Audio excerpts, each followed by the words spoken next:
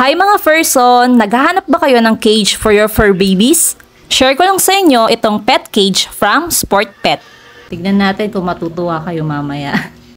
Isa sa reason ko kung bakit gusto ko magkaroon ng ganitong cage for my fur babies is para meron silang comfortable space para maging tulugan nila or para maging bahay nila. O diba ang sosyal, may bahay sila? Sana all may sariling bahay. Wow! Kami nangungupahan lang tapos itong mga pangungto may instant bahay.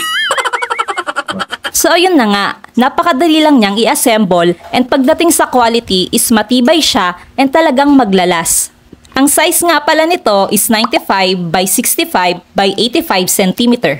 And isa din sa reason ko kung bakit gusto ko ng ganitong cage is preparation na rin to if ever na majujuntis or magkaka-baby na sinabi is meron ng space for them. Kapag umorder nga pala kayo nito, meron silang pa-freebies na pet comb. And ang kinagandahan nito is meron siyang gulong na may brake valve. And meron din itong large toilet tray sa ibaba. Isa pa sa nagustuhan ko dito is meron siyang 3-door. Itong sa taas, itong sa front, at isang mini front door dito sa bandang ibaba. Ikaw na bahala kung anong door ang gusto mong i-open. And dahil may gulong nga siya, pwede mong ilipat kung saan mo gustong ilagay or ipwesto itong cage. So hindi ka mahihirapan na maglinis.